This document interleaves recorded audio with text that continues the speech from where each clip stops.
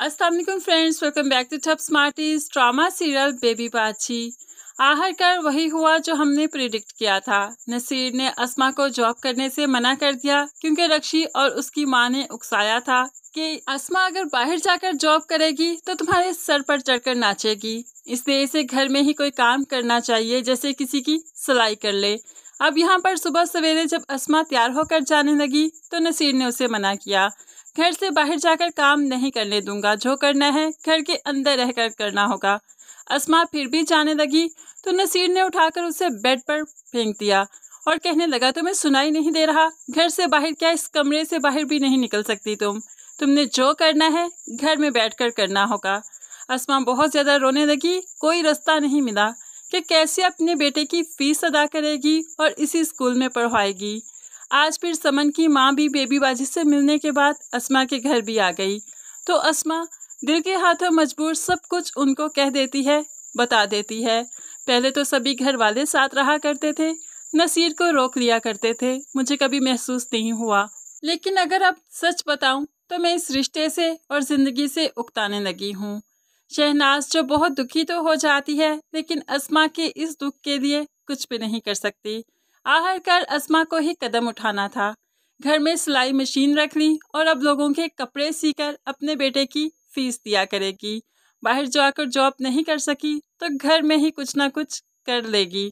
दूसरी तरफ नसीर जब रक्षी से मिलने गया तो माँ भी कहने लगी, आखिर कब तक तुमसे इस तरह छुप छुप कर मिलेगी? एक से भरकर एक रिश्ता आ रहा है मेरी बेटी का, बस मेरी बेटी है कि मानती ही नहीं। मैं तो चाहती हूँ इसकी शादी कर दूँ। अब उसने सिर्फ नसीर के कानों में ये बातें डालनी थी ताकि नसीर जल्द अज जल्द शादी करने का प्लान करे। दूसरी तरफ जब रक्षी भी नसीर से मिलती है तो उसे फ्लैट की डिमांड कर लेती है, अगर मुझसे सच्ची मोहब्बत करते हो तो ये फ्लैट मेरे नाम लगवा दो। अब नसीर की आंखों पर तो उसकी मोहब्बत की ऐसी पट्टी बंदी है कि कुछ और दिखाई ही नहीं देता। फ्लैट तो क्या, वो यहाँ पर अस्मा की या नसीर की भी जान मांगे तो उसकी हथेली पर मुस्कुराते मुस्कुराते रख देगा।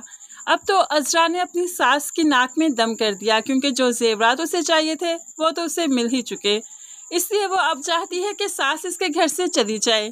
जमाल जो कि पहले ही बहुत मुश्किलात में घिर चुका है, अब वो जमाल से भी कहेगी कि माँ का खर्चा सिर्फ आपने ही तो नहीं उठाना, बाकी भी तो बेटे हैं, बाकी बेटों की भी जिम्मेदारी बनती है। तो जमाल जो कि पहले ही हालात से तंग हो चुका है, जिसे 3 लाख चाहिए अर्जेंट, लेकिन उसके पास है ही नहीं, ऐसे में वो भी माँ से उकताने लगेगा माँ की दवाइयों का खर्चा या फिर माँ की ज़रूरत जो भी पूरी करते हुए अब हिचकिचाने लगेगा, और वो भी जाहिर करवा ही देगा कि बाकी बेटों के पास भी आप जाकर रह सकती हैं।